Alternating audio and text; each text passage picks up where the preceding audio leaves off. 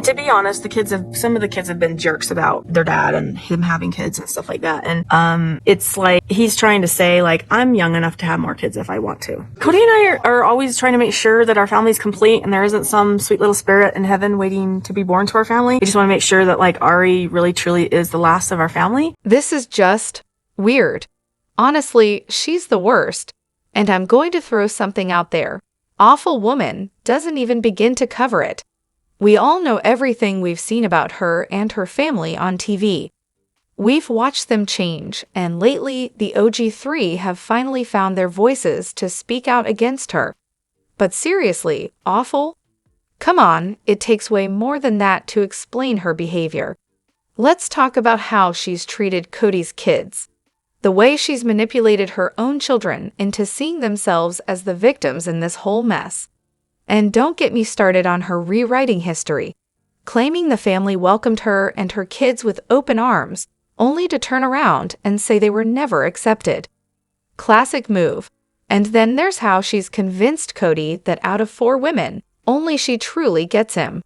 Really? She's 25% of the female voices in that marriage. One strong voice for someone so shy.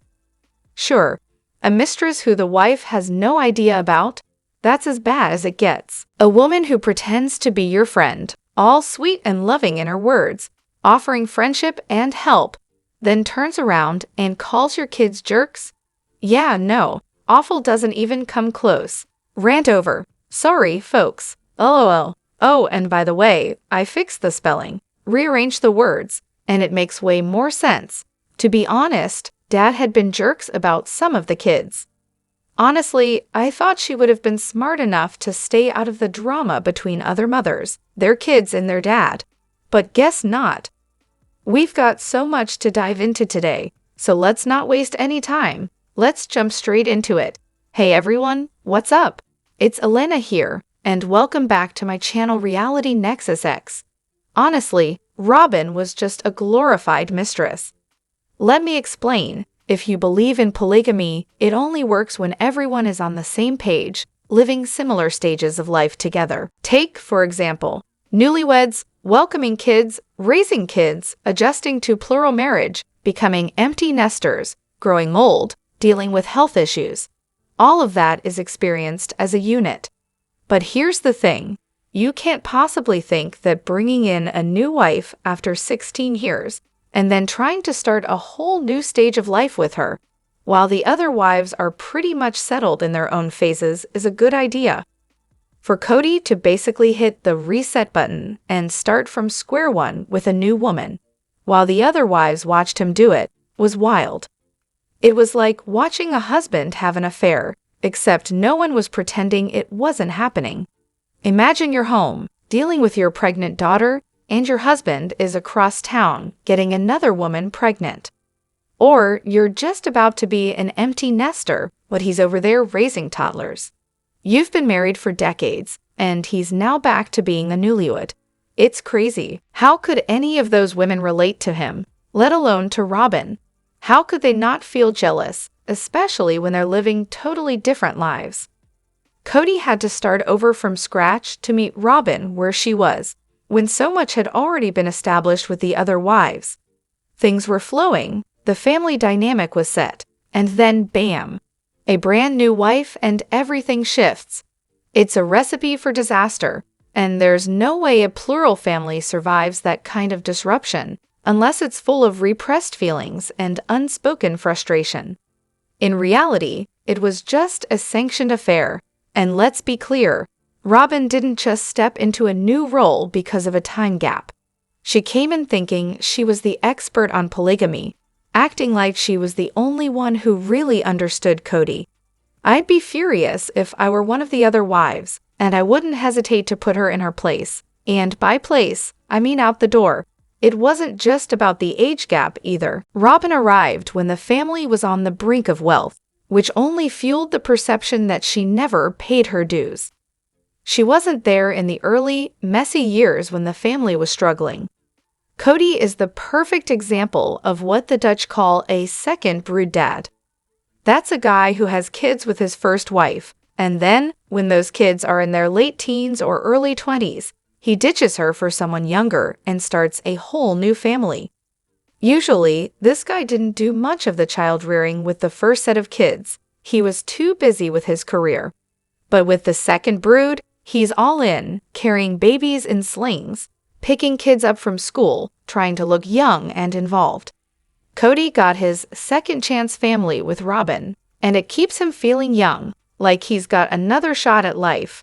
After all, when your kids are growing up, it's a reminder that you're getting older too. So having a second set of kids with Robyns is like hitting the reset button for him. But here's the kicker. Kody doesn't even like kids all that much. He'll claim Ariella is the best kid ever, but let's be real. Deep down, he's probably annoyed by her. I mean, he literally called her a pest once, and his true feelings slipped out. This whole mess is what keeps us all so captivated by sister wives. Even if we've never experienced polygamy ourselves, we can relate to the emotional chaos. Marriage, remarriage, affairs, fighting for attention and support, fighting for your kids' recognition, splitting assets. It's all the same emotional fallout, just in a different framework. Oh, did anyone else catch that Kody and Robyns didn't bring her kids to Tony and Mykelti's visit, or to Gwen's party? Interesting. Seems like the only people actively excluding them from the family are Kody and Robyns themselves. Classic move, right? If Kody and Robyns actually bothered to bring their kids, the original crew might, gasp, make them feel like part of the family. But nope, can't have that. They'd find out the truth. They've been fed a bunch of lies about how everyone really feels about them. And for the record, Robyns' 3 oldest kids, they're adults in their 20s with their own cars and phones. If they really wanted to show up, they absolutely could. So yeah, it's not about distance or inconvenience. It's more likely that they aren't exactly thrilled with the whole gay-trans situation, which isn't a shocker. They initially turned down the invite, despite living in the same town, then magically showed up at the last minute. I'm guessing that was more for the TV cameras than anything else. Hey, did you get there safe? This simple question hit me like a ton of bricks, and I couldn't help but feel a pit of sadness for Mary. Let's be real, I haven't exactly been her biggest fan for a while, but in the last episode, when she mentioned how she's been living a solitary life for years, she dropped a bombshell that really got to me. For nearly the past decade, I've basically lived a single life. I don't remember the last time I got to a place where someone checked in on me and was like, "Hey, did you get there safe?" I look forward to the time when I fly somewhere and someone checks in and says, "Hey, you okay? Did you get there?" My heart actually broke for her. I think back to when her mom was dying, or had just died, and not a single person was there to drive her to her mom's house. She was falling apart emotionally, and here she was, supposedly in this big, loving family and married, yet she had no one. Not even an ex-husband who might step up in a situation like that. Honestly, even in divorce, most people would at least offer a ride for something like that. And Kody? Yeah, he should have gone with her, if for no other reason than to show some respect to his mother-in-law of, 20 years. But no, he can't muster even that small amount of decency. Kody has zero compassion, respect, or any care for anyone but himself, Robyns, and her kids. I live for the day Miri finally snaps at Kody for how he's treated her and finally decides to stand up for herself. Call me naive, but I'm still holding out hope it'll happen. Kody's expression when Ariella accidentally hit the truck with her shovel during their snowplay was priceless. It was clear he was this close to losing it, ready to explode on her. But then he caught himself, most likely because the cameras were rolling. However, I think there's more going on beneath the surface. Ariella is on the brink of leaving her tender age behind. She's almost in middle school now. As many have pointed out, including the OG 3+ kids, Kody tends to lose interest in his kids and treat them poorly once they start thinking for themselves.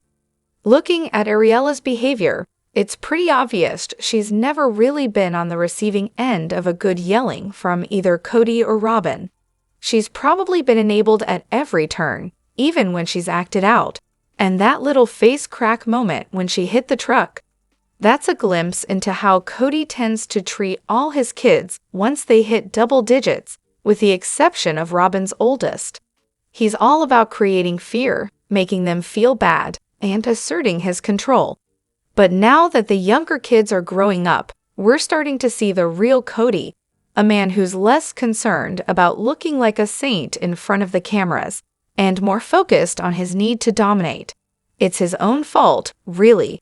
Why would anyone give a rambunctious 7-year-old a metal shovel? A broom, maybe, but a metal shovel? If snow play is going to be a regular thing, Kody should consider investing in some plastic shovels. Ariella is going to be a handful. She's had no boundaries, no set bedtime. She's basically been given free rein. I can already see it. She's going to be the sassiest, most rebellious of them all.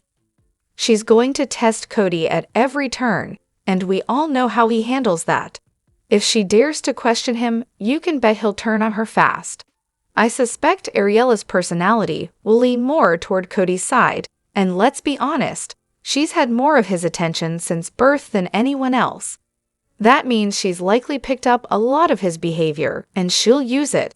She's not going to grow up as a societal menace, but I have a feeling she's going to be a terror to Kody and Robyn.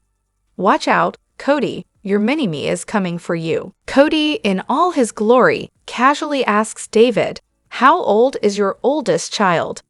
And let's just take a moment to appreciate the pure comedy of that. Honestly, I've always believed Kody couldn't rattle off his kids' names and ages in order if you asked him randomly, let alone remember their birthdays or any basic info about them. So, watching this interaction unfold was pure gold.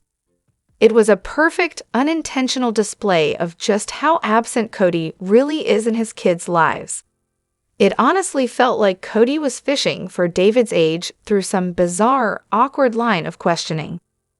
Way to go, Kody. Nothing like showcasing your own insecurity in front of both your ex and the new guy.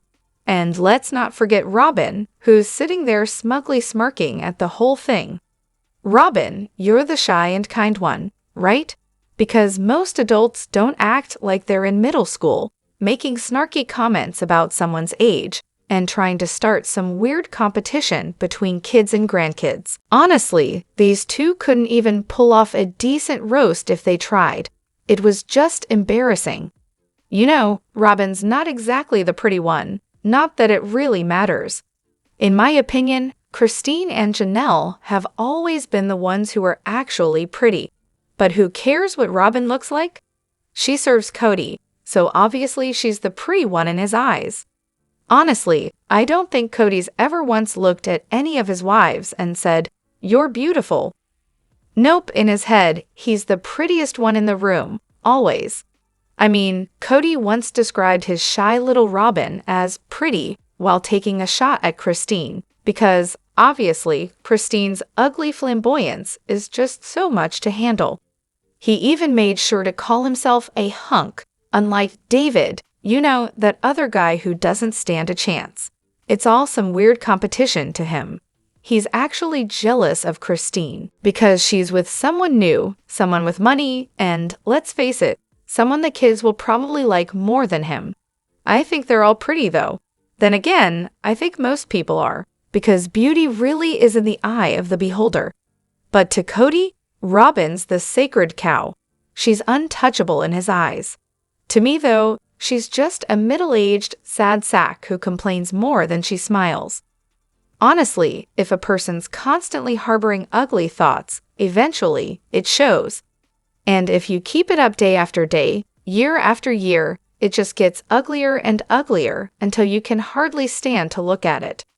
Maybe that's why Robyn looks the way she does. Maybe she's got the ugly thoughts nailed down. Kody's comment about Gwen. Seriously, WTF, Kody?